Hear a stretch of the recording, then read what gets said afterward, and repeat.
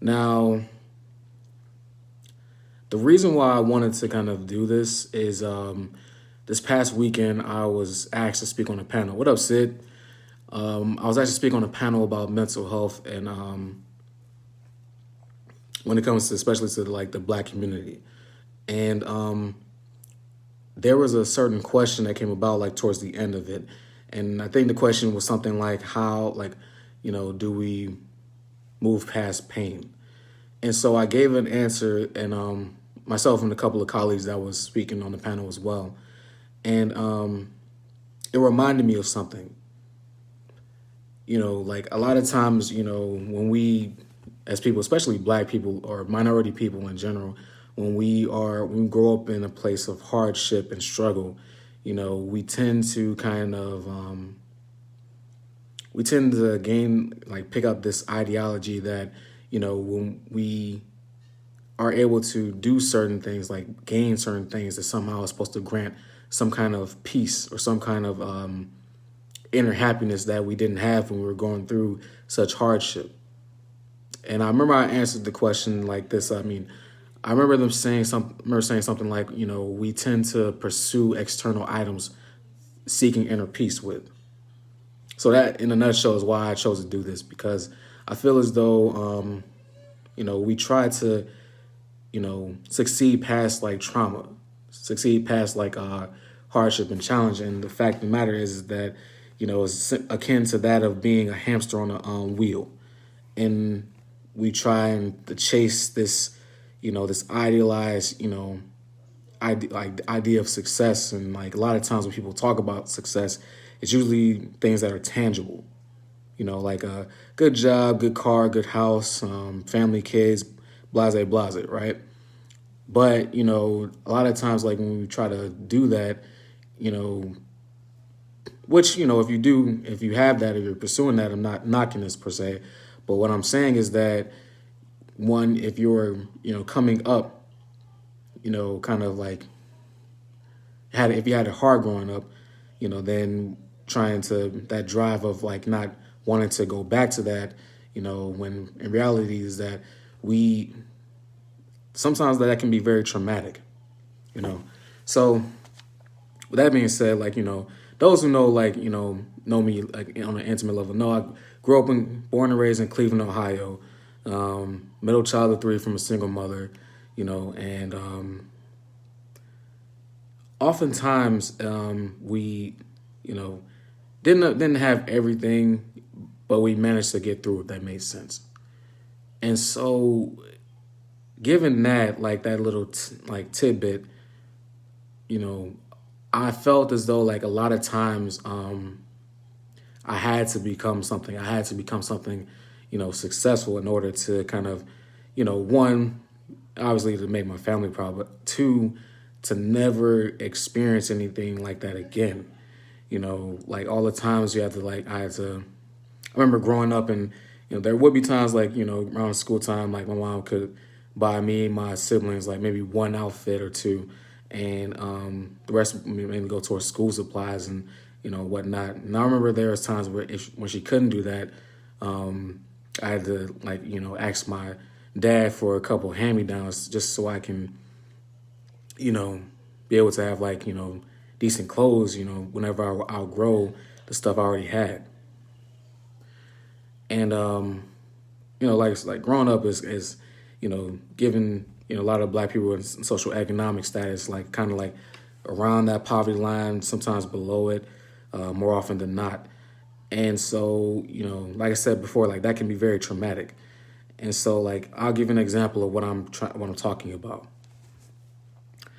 So everybody's heard of, Jordan shoes. You have some people who have like a whole collection, a whole like walk-in closet full of like, ones from, that Michael Jordan used to wear to the ones that they, kind of create for aesthetic value.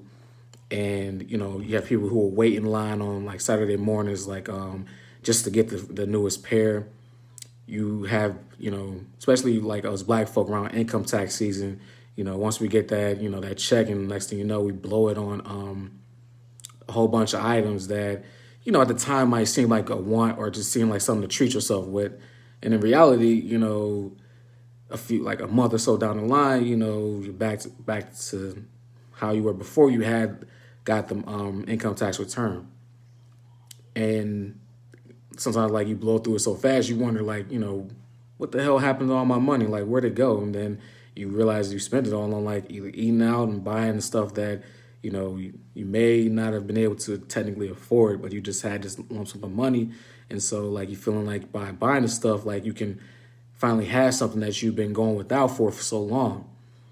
And in reality, it's kind of like this endless loop, kind of like what I said before about the hamster being on a wheel.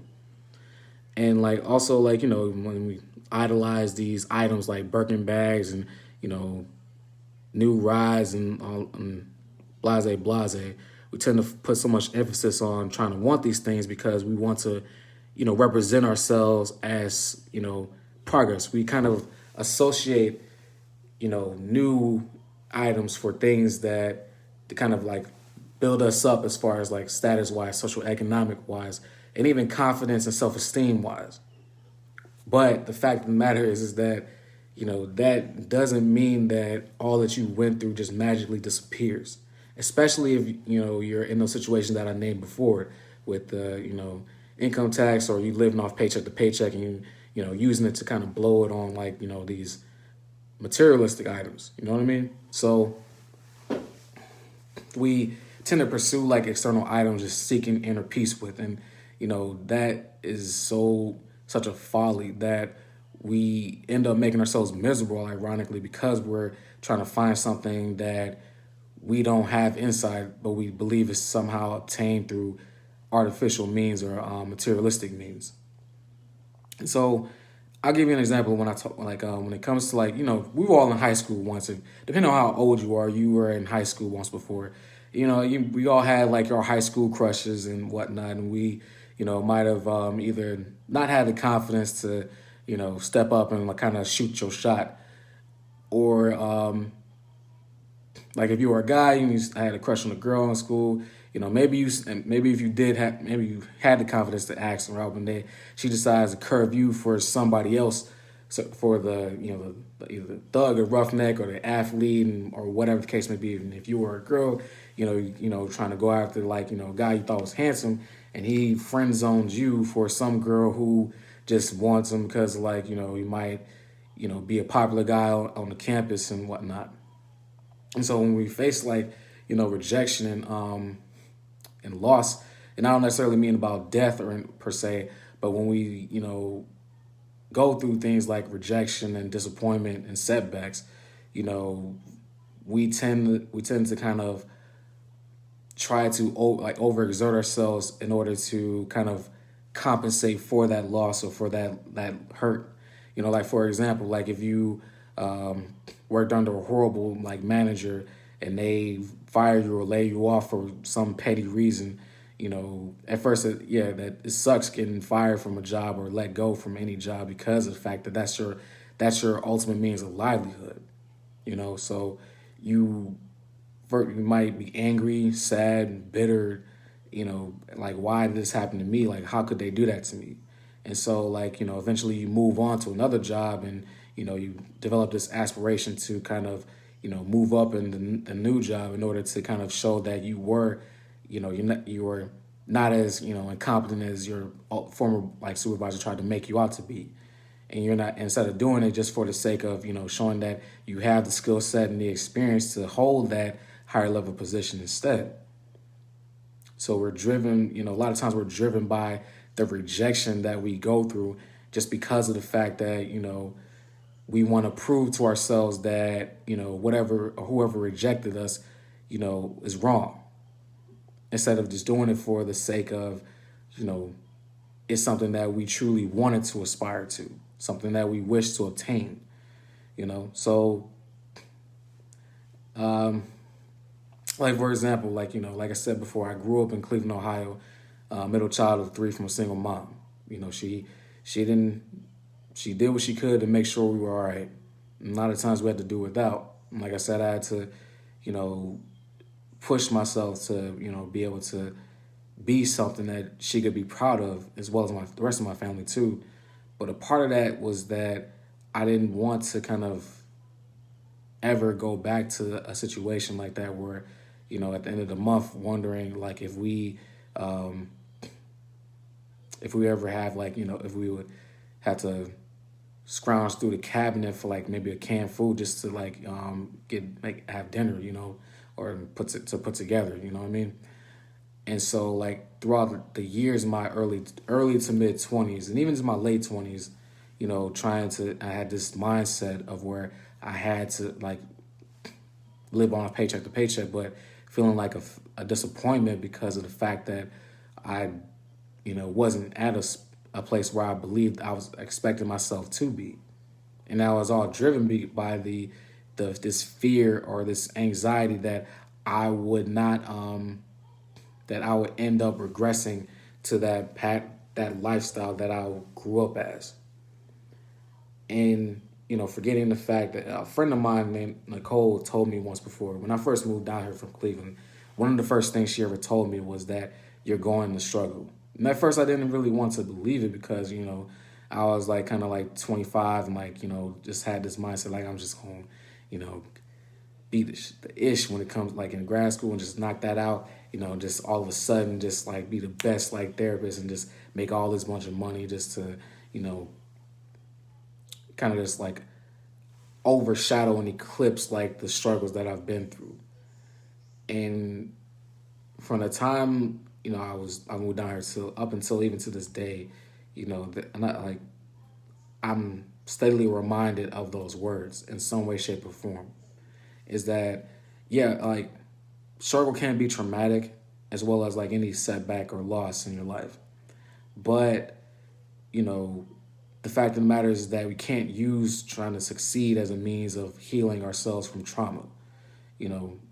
As opposed to, we idolize, celebrities because we hardly see anything or about them like, going through traumatic experiences unless they write a autobiography about themselves or a memoir about what they've been through. We never know, what it took for them to get to the point of where we're now idolizing them because of their skill set, because of their talent, because of their notoriety.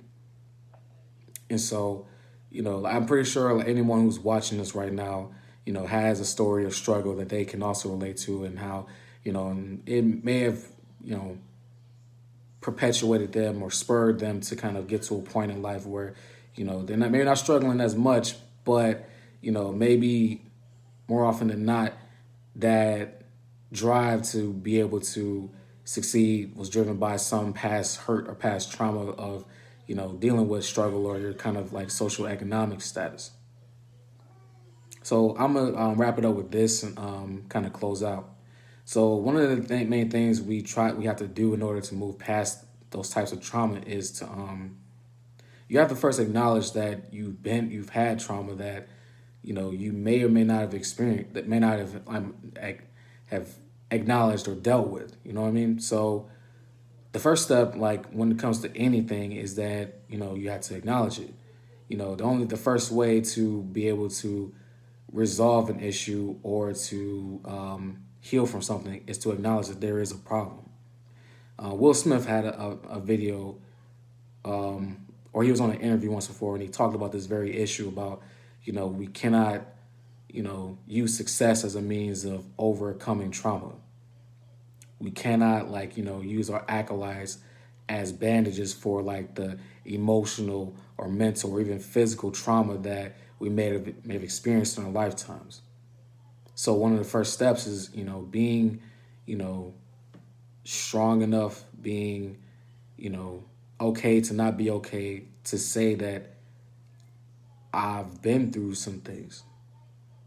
I've struggled with certain things. I'm not who everyone might say I am because I've been through so much, and like I kept it all to myself, and like in some ways drove me to even be, who I am. And in a lot of ways, from a lot of rags to riches stories involve like, struggle because, you can't make diamonds without putting pressure on coal. But the second thing is you have to forgive yourself. And personally speaking, that's one of the hardest things to ever do. And because we typically try to pride ourselves in our minds, like subconsciously, as not being capable of erring, of making mistakes, when in reality, you know it's our nature to make mistakes. It's our nature to err. you know we make mistakes because that's essentially how we grow as a people. We're in an adaptation species. Like, we learn through adaptation. We grow through we evolve through adapting. And a lot of times we focus so much on what we do wrong in life that we forget that there's things that we've also done right. So we spend so much time dwelling on what we could have done differently, but forgetting the fact that nobody owns a time machine or some kind of DeLorean. So it's not like you can go back and change it anyway. And even if you could, the paradox of, if you knew better, you do better, is you had to be at some point where you didn't know better or you didn't do better. That's the only way you can go through and become better and do better. So lastly, when we come talk about like regrets that we have, we focus so much on the mistake itself that we forget the lesson. So my gem to you all is to hold on to the lesson, not the regret. I mean, it's normal and natural for us to have regrets about stuff, but if you're so focused on the regret, what exactly are you doing with the lesson?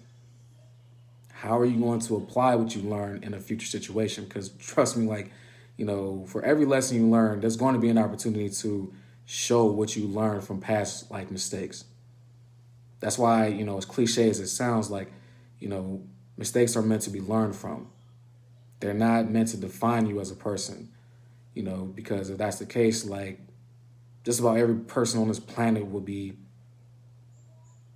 flawed. Well, we are flawed, like, as human beings, but every person would be like the worst possible most evil, vile, mistake-ridden person on the planet. But we're all human, so we're gonna mess up anyway. But like I said, that's only because like we evolve through making mistakes. We evolve through adapting. And so what I encourage you to do is adapt. Just try to adapt to focusing more on the lessons that you learn through the traumatic experiences, not so much about the regret, because the regrets doesn't hold much of anything for you. So with that being said, and this is not some kind of soapbox to get people to go to therapy. I know that people are going to do it on their own time, but this is more so about acknowledging that, you know, when we're all driven so hard to succeed and not even realizing that, there's nothing wrong with succeeding, but what are you trying to succeed for? What is driving you to succeed so much? Does it have to do with your history? Does it have to do with your upbringing like me? Are you doing it to prove a point to somebody that might have done you wrong? Are you trying to show that, had you, got with me, or had you chose me for this particular position, that, you could be enjoying, my talent, my skill set, or my success alongside me, instead of them, taking pride in the fact that you busted your ass and you worked your ass off to get to that point, and taking pride in enjoying the fruits of your labor. So that's why I'll just leave it at that. And I do appreciate everybody that's watched so far up to this point. And I do hope that, what I said kind of left a mark, or at least kind of spurred people to really consider, what success is to them, but as well as, what is driving them to succeed.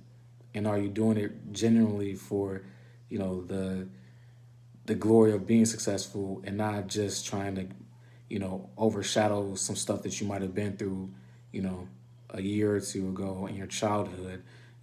Are you trying to prove something against a parent that might not have, and it might have been abusive to you, or said you like emotionally abusive to you, saying you weren't going to be much of anything? So with that being said, hope everybody has a good night, a good week, and y'all be blessed.